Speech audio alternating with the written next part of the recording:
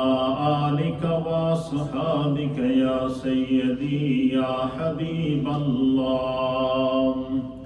الصلاة والسلام عليك يا سيدي يا رسول الله وعلى آلك وصحابك يا سيدي يا خاتم النبيين.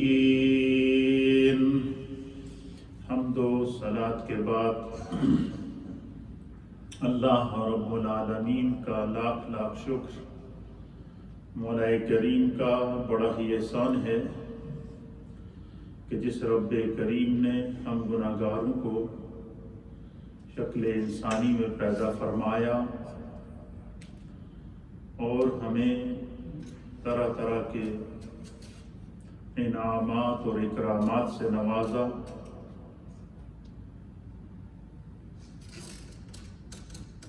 ہماری ہدایت اور رہنمائی کے لیے ایسے ہادی اور رہبر عطا فرمائے کہ جن کے بتائے ہوئے احکامات پر اگر ہم عمل کریں تو ہم دنیا میں بھی کامیاب ہیں اور آخرت میں بھی کامیاب ہیں. محبوب سبحانی، قطب ربانی، شہباز لامکانی الشیخ عبد القادر الجیلانی المعروف حضور غوث العظم رضی اللہ تعالی عنہ کی تعلیمات اور آپ کے افکار اور آپ کے دروس کا سلسلہ ہم نے آپ کی خدمت میں جاری کیا اور اللہ کے فضل سے آپ نے بہت سے علماء سے، مقررین سے، صنافانوں سے سرکار غوث اعظم کے فضائل سنے ہوں گے، مناقب سنے ہوں گے، منقبتیں سنی ہوں گی اور 11ویں شریف کے فضائل سنے ہوں گے، اور یہ ساری چیزیں اپنی جگہ برحق ہیں. لیکن میں تعلیمات غوث اعظم پر زور اس لیے دے رہا ہوں کہ اصل میں ہماری اصلاح کے لیے ضروری یہ ہے کہ ہم فکر غوث اعظم کو سمجھیں. سرکار غوث اعظم رضی اللہ تعالیٰ عنہ نے جو انسانیت کی رہنمائی کی ہے، ان کے ایک ایک درس اور ایک ایک تعلیم اور ایک ایک افکار کو، ان کی ایک ایک فکر کو اگر ہم سمجھ لیں تو وہ پھر دل میں اتر جاتی ہے اور ہم میں سے ہر ایک کو اپنی زندگی کے اصلاح کی جو ہے وہ موقع ملتا ہے. اور یہ جو اولیاء اللہ ہوتے ہیں، اللہ کے محبوب بندے ہوتے ہیں، یہ چونکہ سنت رسول کے پابند ہوتے ہیں، سیرت رسول کے پابند ہوتے ہیں، اور ان کا جو فیض ہوتا ہے یہ علمی فیض کے ساتھ ساتھ صدری فیض ہوتا ہے. مثلا نبی علیہ الصلوۃ والسلام نے فرمایا کہ اللہ تعالیٰ نے اپنے کرم سے مجھے معرفت کے، علم کے، روحانیت کے جتنے خزانے اللہ نے مجھے عطا فرمائے. خود نبی پاک بیان فرماتے ہیں کہ اللہ تعالیٰ نے مجھے معرفت کے جتنے خزانے عطا فرمائے، روحانیت کے جتنے خزانے عطا فرمائے، علم کے جتنے خزانے عطا فرمائے، اور اللہ نے جتنے میرے سینے کے اوپر علوم اور روحانیت اور اپنے انعامات کی بارش کی ہے، سرکار نے فرمایا کہ وہ سارے کے سارے نبوت اور رسالت کے علاوہ وہ سارے کے سارے میں نے ابو بکر کے سینے میں، اپنے سینے سے ابو بکر کے سینے میں منتقل کر دیے. پھر اسی طریقے سے سیدنا فاروق اعظم ہیں، سیدنا عثمان غنی ہیں، مولا کائنات ہیں، اور روحانیت کے جتنے بھی سلاسل ہیں، چاہے وہ سلسلہ قادریہ ہو، نقشبندیہ ہو، چشتیہ ہو، سہروردیہ ہو، یا جتنے بھی روحانیت کے سلسلے ہیں، یہ کسی نہ کسی جہت سے ان 4 شخصیات سے ہوتے ہوئے نبی علیہ السلام کے تک پہنچتے ہیں. اور یہ وہ صدری علم ہوتا ہے، جو صدری فیض ہوتا ہے، جو سینہ بسینہ اللہ کے انبیاء سے، صحابہ اکرام اور صحابہ اکرام سے اولیاء کرام ائمہ دین متین اور اہل دین کو منتقل ہوتا رہا اور قیامت تک ہوتا رہے گا۔ تو سرکار غوث اعظم رضی اللہ تعالیٰ عنہ فرماتے ہیں کہ اے انسان، اپنی فکر کے ساتھ ساتھ، پچھلے درس میں نے آپ کی خدمت میں پیش کیا تھا کہ انہوں نے فرمایا تھا کہ سب سے پہلے اپنی فکر کرو، سب سے پہلے اپنی آخرت کو درست کرو، سب سے پہلے اپنی دنیا کو درست کرو، سب سے پہلے اپنے آپ کو اپنے رب کی بارگاہ میں اس طرح پیش کرو کہ تمہارا عمل دوسروں کے لیے ایگزامپل بن جائے۔ تو فرمایا کہ جو انسان اپنی اصلاح کر لیتا ہے، اپنے آپ کو اپنے رب کی بارگاہ کے اندر جو ہے وہ پیش کر دیتا ہے اور اس کی زندگی گناہوں سے بچ جاتی ہے اور اس کے سینے کے اندر تقوی کا نور آ جاتا ہے اور وہ پھر گناہوں سے بچنے کی راہ اختیار کرتا ہے، تو سرکار غوث اعظم نے فرمایا تھا کہ اس پر خدا کا جو سب سے پہلا کرم ہوتا ہے کیا ہوتا ہے؟ اللہ اس دن نیکیوں کی حفاظت کرتا ہے، خدا اس کی نمازوں کی حفاظت کرتا ہے، اللہ اس کی زکوٰۃ کی حفاظت کرتا ہے، اللہ اس کی زندگی کی حفاظت کرتا ہے، خدا اس کی موت کی حفاظت کرتا ہے، اللہ اس کی قبر کی حفاظت کرتا ہے، اللہ اس کے حشر کی حفاظت کرتا ہے۔ اور فرمایا پھر رب کائنات قیامت میں اس کو سرخرو کر کے جنت کے اندر نبی پاک کا قرب عطا فرماتا ہے اور اپنے دیدار سے شاد کام کرتا ہے۔ فرمایا در حقیقت اصل میں یہ کامیاب زندگی، یہ حضرت غوث اعظم رضی اللہ تعالیٰ عنہ نے اس کی نشاندہی کی۔ پھر آپ فرماتے ہیں کہ اس کی، سرکار غوث اعظم فرماتے ہیں کہ اس کی مختلف جہتیں ہیں کہ انسان اپنی جو ہے وہ اصلاح کیسے کر سکتا ہے۔ آپ فرماتے ہیں کہ میرا رب ارشاد فرماتا ہے کہ انما المؤمنون الذین اذا ذکر اللہ وجلت قلوبہم، فرمایا کہ اہل ایمان کی یہ شان ہے۔ کیا فرمایا؟ کہ اللہ فرماتا ہے کہ جو مومن لوگ ہیں، جو اہل ایمان ہیں، جنہیں خدا نے ایمان کا نور عطا فرمایا ہے، ایمان کی دولت عطا فرمائی ہے، ان کی شان کیا ہے؟ کہ فرمایا کہ انما المؤمنون الذین اذا ذکر اللہ، کہ ایمان والے تو صرف وہی لوگ ہیں جب ان کے سامنے اللہ کا ذکر کیا جاتا ہے تو ان کے دل اس کی عظمت اور اس کے جلال کے تصور سے خوفزدہ ہو جاتے ہیں۔ فزادتہم ایمان، اور جب ان کے سامنے وَإِذَا تُلِيَتْ عَلَيْهِمْ آیَاتُهُ، اور جب ان کے سامنے اللہ رب العالمین کی آیات کو تلاوت کیا جاتا ہے، قرآن کا پیغام دیا جاتا ہے، رسول اللہ کی حدیث کا پیغام دیا جاتا ہے، اللہ کے دین کا پیغام دیا جاتا ہے، تو نہ صرف وہ اس کو توجہ سے سنتے ہیں بلکہ ہر ایک اس میں جس کے کان کے اندر دین کا پیغام، قرآن کا پیغام، اللہ کے قرآن کی تلاوت اور پھر جو ہے وہ اللہ کا ذکر جب اس کے کان کے اندر پڑتا ہے تو وہ اس کو اپنے اوپر اپلائی کرتا ہے۔ بندہ مومن اپنے اوپر اپلائی کرتا ہے، کہیں بھی ذکر ہوتا ہوا کان میں سنے تو اس کی زبان پر ذکر جاری ہو جاتا ہے۔ جیسے آپ دیکھیں، آپ کہیں سفر کر رہے ہیں یا کسی مجلس کے اندر ہیں یا کسی خاندانی تقریب کے اندر ہیں، تو اس دوران اگر اذان کی آواز آپ کے کان میں پڑے، اذان کی آواز پڑے، تو فرماتے کہ مومن کی شان یہ ہے کہ وہ یہ نہیں دیکھتا کہ اس وقت میں شادی میں مصروف ہوں، مومن کی شان یہ ہے وہ یہ نہیں دیکھتا کہ میں اس وقت جو ہے وہ بڑا کوئی اہم کام کر رہا ہوں، یا مومن کی شان یہ ہے وہ یہ نہیں دیکھتا کہ میں اس وقت کسی آفس کے اندر موجود ہوں، بلکہ جیسے ہی اذان کی آواز اس کے کان میں پڑتی ہے تو مومن کے اندر جو تقویٰ ہے، جو دل ہے، اس کے اندر ایک ہلچل مچ جاتی ہے کہ بھائی سب سے پہلے میرے ذمہ جو فرض ہے اس وقت کا وہ ادا کروں۔ تو فرمایا کہ جیسے ہی خدا کا ذکر ہوتا ہے اور اللہ تعالیٰ کے قرآن کی تلاوت ہوتی ہے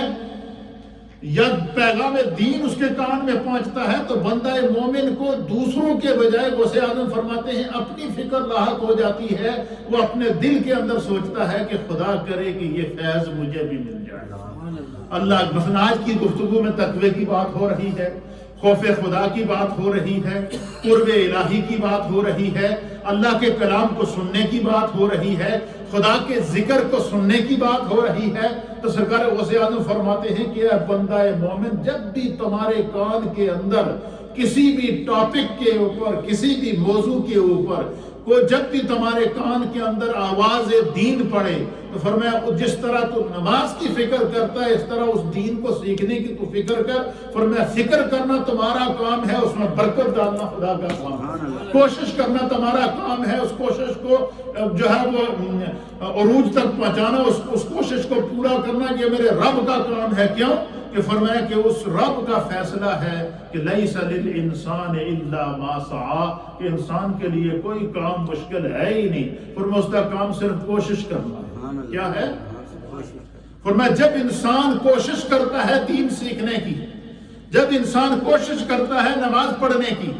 جب انسان کوشش کرتا ہے خدا کا ذکر کرنے کی، جب انسان کوشش کرتا ہے گناہ سے بچنے کی، جب انسان کوشش کرتا ہے نیکی کو کرنے کی، تو فرمایا اس کا کام کوشش کرنا ہے۔ خدا اس کی نیت کے مطابق، حضرت غوث اعظم فرماتے ہیں اللہ اس کے لیے سبیل بھی پیدا کرتا ہے، خدا اس کے لیے آسانی بھی پیدا کرتا ہے، اللہ اس کے لیے مشکل راہوں کو آسان بھی کر دیتا ہے، اور خدا اس کے لیے ایسے اسباب مقدر کر دیتا ہے کہ پھر وہ نیکی کا عادی ہو جاتا ہے۔ تو حضرت غوث اعظم فرماتے ہیں کہ اے بندہ مومن، اگر تو چاہتا ہے کہ جب ہر نماز میں جب بندہ کہتا ہے اہدنا الصراط المستقیم، اے اللہ مجھے سیدھے راستے پر چلا، صراط الذین انعمت علیہم، ان لوگوں کے راستے پر چلا جن پر تو نے انعام کیا۔ اس سے مراد کیا ہے کہ جن لوگوں نے جو ہے وہ اپنی نیت کو، اپنے اخلاص کو، اپنے عمل کو، اپنے قول کو، اپنے فعل کو، اپنے فکر کو، اپنے تدبر کو، اپنی ہر چیز کو اخلاص کے ساتھ کر کے اپنے رب کو راضی کر دیا، فرمایا ان کا عمل بھی اللہ تعالیٰ دوسروں کے لیے کیا کر دیتا ہے؟ سند بنا دیتا ہے، دوسروں کے لیے ایگزامپل بنا دیتا ہے۔ اور اس کی سب سے بڑی مثال کیا ہے کہ آج 1000 سال گزرنے کے بعد ہم نے نہ غوث پاک کا زمانہ پایا، نہ ان سے ہماری ملاقات ہوئی ہے، نہ وہ ہمارے وطن کے رہنے والے ہیں، نہ کوئی وطنی رشتہ ہے۔ ایک رشتہ ہے وہ ایمان کا رشتہ ہے، ایک رشتہ ہے وہ تقوی کا رشتہ ہے، ایک رشتہ ہے وہ روحانیت کا رشتہ ہے، ایک رشتہ ہے وہ دین کا رشتہ ہے، اور آج ان کی تعلیمات آج بھی ہمارے لیے عمل پیرا ہو رہی ہے۔ اس لیے غوث اعظم رضی اللہ تعالیٰ عنہ فرماتے ہیں کہ جس زمانے کے اندر بھی انسان کو ہدایت کا راستہ مل جائے، جس زمانے کے اندر بھی انسان کو اپنے ایمان اور اعمال کو درست کرنے کا موقع مل جائے، فرمایا وہ اس کو غنیمت کے جان کر اپنی پوری توجہ کو اس طرف دے۔ لہٰذا یہ جتنی بھی مسجدیں اور ممبر اور محراب و ممبر موجود ہیں آپ کے علاقوں کے اندر، چاہے وہ دنیا کے کسی بھی کونے کے اندر ہوں، وہاں سے جو بھی آپ کو پیغام دیا جاتا ہے، یہ پیغام در حقیقت پیغام غوث اعظم ہے، یہ پیغام در حقیقت پیغام ائمہ دین متین ہے، یہ پیغام در حقیقت صحابہ اکرام کا پیغام ہے، یہ پیغام در حقیقت جو ہے وہ خلفائے راشدین کا پیغام ہے، اور یہ پیغام در حقیقت رسول کریم صلی اللہ تعالیٰ علیہ وآلہ وسلم کا پیغام ہے۔ اسی لیے اللہ کے حبیب علیہ الصلوۃ والسلام نے فرمایا کہ انما العلماء ورثۃ الانبیاء، کہ انبیاء اکرام اپنی وراثت مال اور دولت کی صورت میں چھوڑ کر نہیں جاتے، بلکہ وہ اپنی وراثت میں علم اور علماء کو چھوڑ کر جاتے ہیں۔ تو فرمایا کہ جب بھی محراب و ممبر سے تمہیں کوئی پیغام ملے تو غوث اعظم کہتے ہیں کہ اسے ذہن میں بھی اتارو، اسے دل میں بھی اتارو، اسے سوچ اور فکر کے اندر بھی اتارو۔ فرمایا جب ایسا کرو گے تو تمہارا رب تم پر اتنا مہربان ہوگا کہ اللہ تعالیٰ تمہارے لیے اس طرح کے راستے پیدا کرے گا، خداوند قدوس تمہارے لیے اس طرح کے جو ہے وہ آسانیاں پیدا فرمائے گا کہ انسان جو ہے وہ اس کے لیے رب کریم ایسی جگہ سے نکالے گا۔ پھر فرماتے ہیں کہ انسان اپنی موت کی ہمیشہ فکر رکھے۔ سرکار غوث اعظم فرماتے ہیں کہ جو بندہ چاہے کہ میں اپنی زندگی کو سمجھوں، جو بندہ چاہے کہ میں اپنی زندگی کو سمجھوں، یا جو بندہ چاہے کہ میری زندگی کی حفاظت ہو، تو سرکار غوث اعظم فرماتے ہیں کہ اس کو چاہیے کہ وہ اپنی موت کی فکر کرے۔ کیوں؟ کیونکہ فرماتے ہیں کہ میرے رب کا یہ فیصلہ ہے۔ کیا فیصلہ ہے؟ فَإِذَا جَاءَ أَجَلُهُمْ لَا يَسْتَأْخِرُونَ سَاعَةً وَلَا يَسْتَقْدِمُونَ۔ فرمایا کہ اللہ تعالیٰ کا یہ فیصلہ ہے کہ جب بھی اللہ نے موت کا وقت مقرر کر دیا ہے، نہ ایک گھڑی اس سے آگے ہوگی، نہ ایک گھڑی اس سے پیچھے ہوگی۔ جب کہتے ہیں کہ جب ہمیں یہ علم ہے کہ ہماری موت کا وقت مقرر ہے، چاہے آپ لاکھ جتن کریں ہم اس موت سے بچ نہیں سکتے. تو فرمایا کہ پھر اس موت کو ذہن میں رکھ کر گناہ سے بچتا رہے, نیکی کرتا رہے گا. فرمایا تمہاری نیکی میں اللہ اتنی برکت پیدا کرے گا کہ جتنا تو چاہے گا خداوند قدوس تمہیں اس کی زندگی کی برکات عطا فرمائے. فرمایا کہ اگر انسان کی زندگی کم بھی ہو, کم زندگی ہو, اس کا عمل نیک ہو, تو آپ فرماتے ہیں کہ وہ اس شخص سے بہتر ہے کہ جس کو 100 سال یا 200 سال یا 300 سال عمر ملی ہے اور اس کا عمل درست نہیں ہے. اور اس سے بہتر وہ شخص ہے کہ جس کی جو زندگی کم ہو اور جو ہے وہ اس کا عمل جو ہے وہ اس کے اندر. پھر آپ فرماتے ہیں کہ میرے رب کا یہ فیصلہ ہے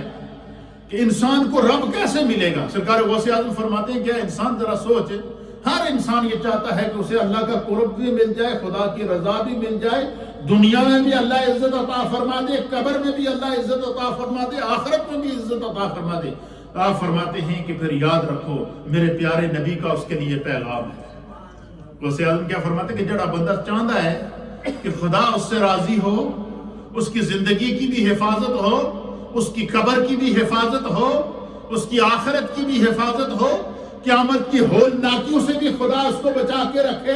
تو آپ فرماتے ہیں کہ وہ کیا کرے, دوسرا کام کیا کرے. کہتے ہیں وہ میرے نبی کا اس پیغام کو اپنے ذہن میں رکھ لو. اور پھر آپ نے اس کے اوپر حدیث پاک پیش کی ہے. آپ فرماتے ہیں کہ وہاں ابی موسیٰ رضی اللہ تعالیٰ عنہ, حضرت ابی موسیٰ اشعری رضی اللہ تعالیٰ عنہ بیان کرتے ہیں ان نبی علیہ الصلوۃ والسلام سے قال, نبی علیہ الصلوۃ والسلام نے فرمایا کہ من احب لقاء اللہ احب اللہ لقاءہ.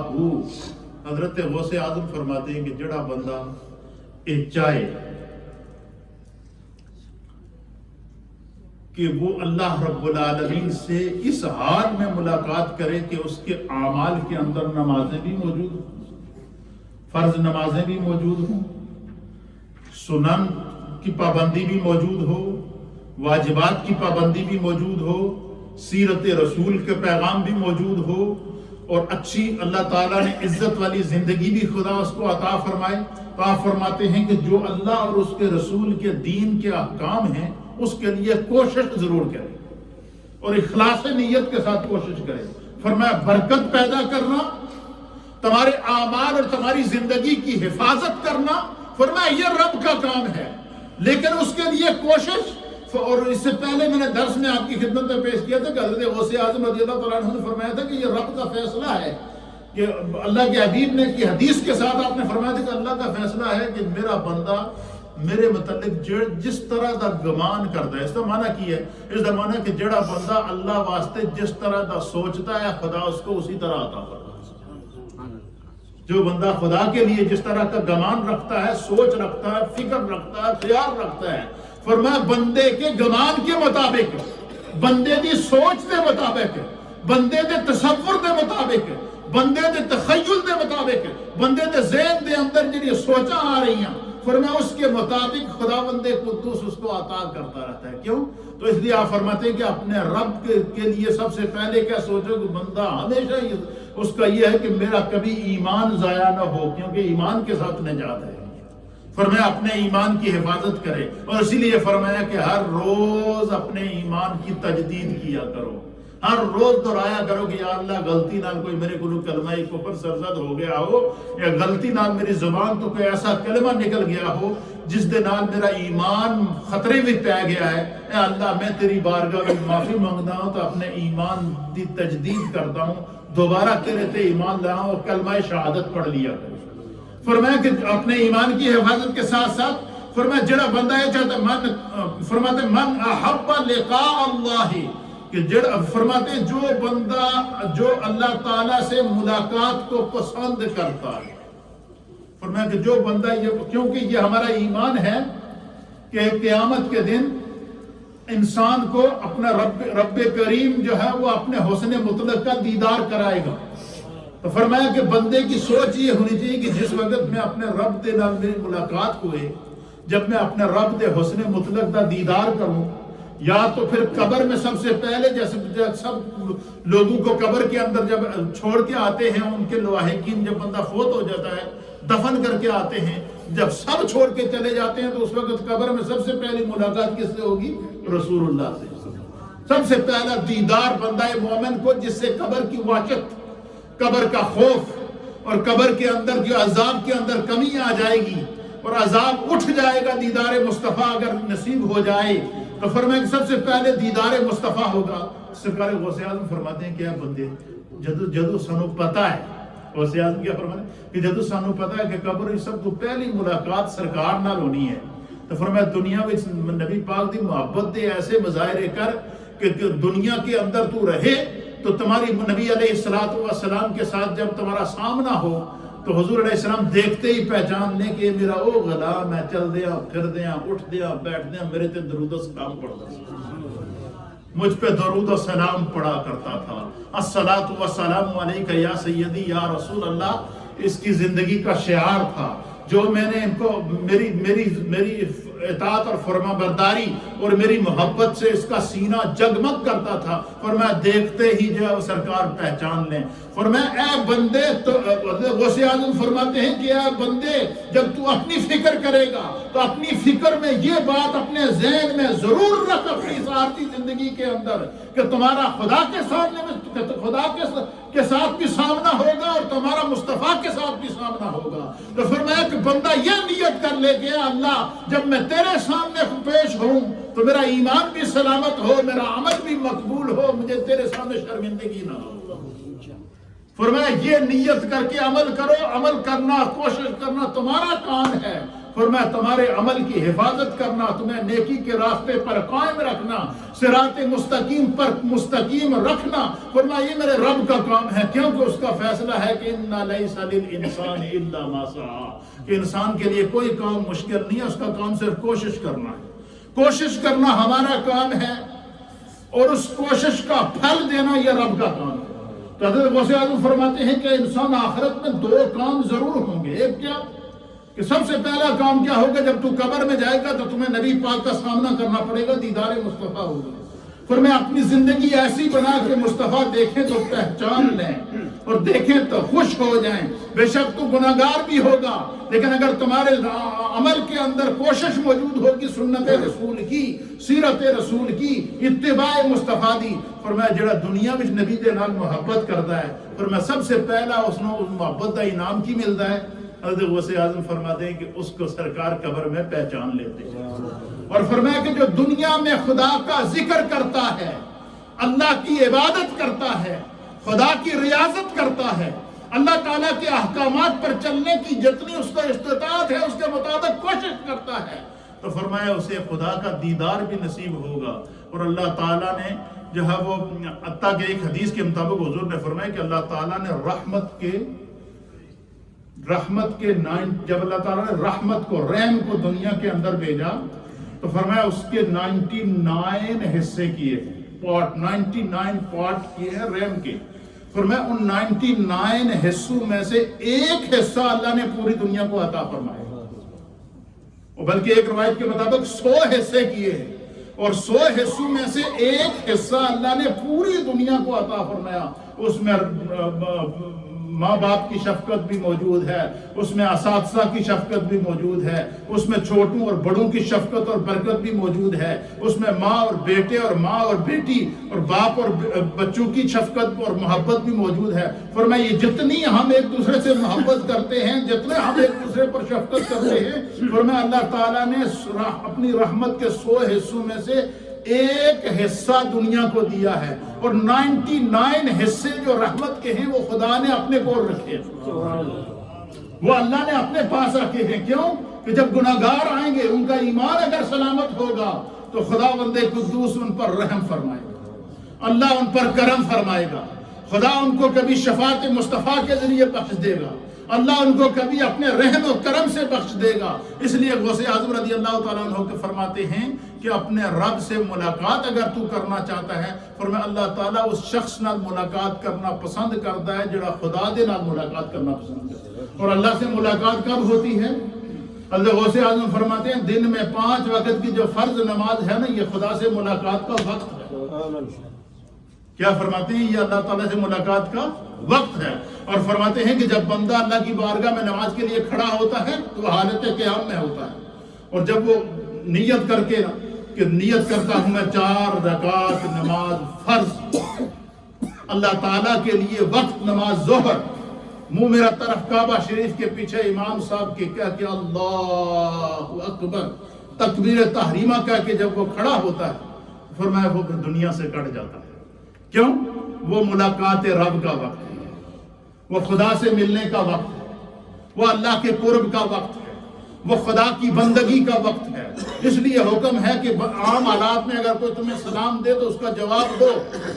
کیونکہ جواب دینا تم پر واجب ہے۔ لیکن اگر بندہ نیت کر کے کھڑا ہو جائے نماز کے لیے کوئی سلام کرے تو اس کا جواب ہے نہ دو۔ کیوں؟ اب رب سے ملاقات کا وقت ہے، اب دنیا سے بندہ کیا ہو گیا ہے؟ کٹ چکا ہے۔ تو حضرت غوث اعظم فرماتے ہیں کہ میرے آقا نے فرمایا کہ من احب لقاء اللہ، جو بندہ یہ چاہتا ہے کہ میں رب دے نال ملاقات کروں، کیا کہ جو بندہ یہ چاہتا ہے کہ میں رب کے ساتھ ملاقات کروں، احب اللہ لقاءہ، تو پھر خدا بھی چاہتا ہے کہ میرا بندہ جو تڑپتا ہے میری ملاقات واسطے، تو میں کیوں نہ اس دے نال ملاقات۔ جو بندہ خدا سے ملنا چاہتا ہے، اللہ سے ملاقات کی تڑپ رکھتا ہے، اللہ سے ملاقات کی محبت رکھتا ہے دل کے اندر، خدا بھی اس سے ملنے کی محبت رکھتا ہے۔ اس لیے فرمایا کہ فَاذْكُرُونِي أَذْكُرْكُمْ، تم خدا کا ذکر کرو گے تو خدا تمہارا ذکر کرے گا۔ اور تم جب خدا کا ذکر کسی بھی حال میں کرو گے، تنہائی میں کرو گے تو وہ وحدہ لا شریک ہو کر تمہارا ذکر کرے گا۔ اجتماع میں خدا کا ذکر کرو گے تو وہ فرشتوں کے اجتماع میں تمہارا ذکر کرے گا۔ تم خدا کے جتنے قریب ہوگے، تم ایک ہاتھ اللہ کی طرف بڑھو گے، وہ 2 ہاتھ تمہاری طرف بڑھے گا۔ تو حضرت وہ فرماتے ہیں کہ اللہ کے حبیب علیہ السلام فرمایا کہ وَمَنْ كَرِهَ لِقَاءَ اللَّهِ، کچھ ایسے بھی بدبخت ہیں جڑے اللہ تعالیٰ اللہ سے ملنا نہیں چاہتے، اللہ سے ملاقات کے خواہشمند نہیں ہیں، ان کو اتنا بھی عقل نہیں ہے کہ خدا نے زندگی دی ہے اور اس زندگی کی پرواہ نہیں ہے، تو پھر بھی گناہ کر رہے ہیں اور اعلانیہ گناہ کرتے پھر رہے ہیں۔ فرمایا جنہوں خدا دی ضرورت نہیں ہے، وہ کرے اللہ لقاءہ، تو خدا نے بھی اس کی ضرورت نہیں۔ اس لیے سرکار غوث اعظم فرماتے ہیں کہ جب خدا اور مصطفیٰ کا ہمیں نے سامنا کرنا ہے تو پھر اپنی زندگی کا عمل ایسا بناؤ کہ مصطفیٰ کے سامنے آئیں تو شرمندگی نہ ہو، خدا کے سامنے آئیں تو شرمندگی نہ ہو۔ آپ فرماتے ہیں اس طرح اپنے آپ کو تیار کرو۔ پھر فرماتے ہیں کہ میرے اللہ کے حبیب علیہ السلام کی دوسری حدیث ہے، حضرت ابی ہریرہ فرماتے ہیں کہ رسول اللہ صلی اللہ تعالی علیہ وآلہ وسلم قال اللہ اذا احب عبدی لقائی احببت لقاءہ۔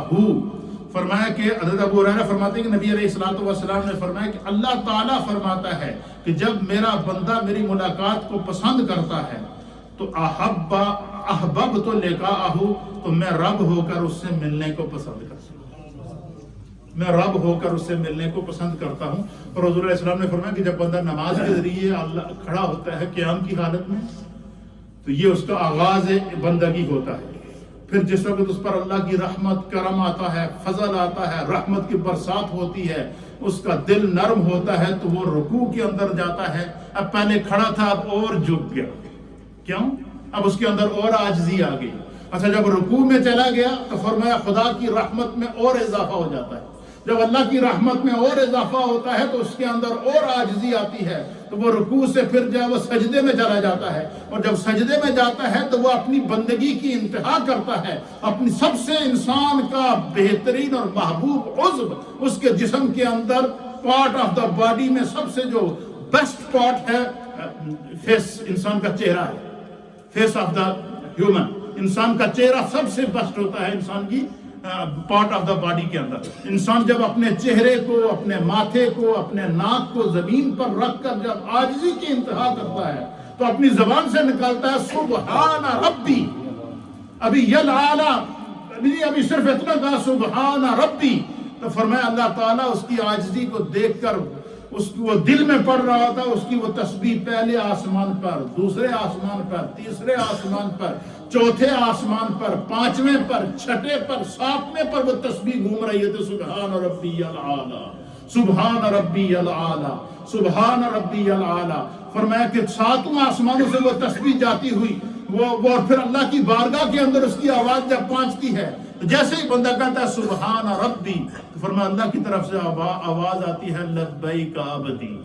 اے میرے بندے اپنی ہستی کو سجدے میں رکھ کر، اپنی پیشانی کو زمین پر رگڑ کر، اپنی ناک کو زمین پر رگڑ کر جب تو اپنے رب کو پکار رہا ہے، سبحان اس رب کی پاکی بیان کر رہا ہے، تو فرمایا وہ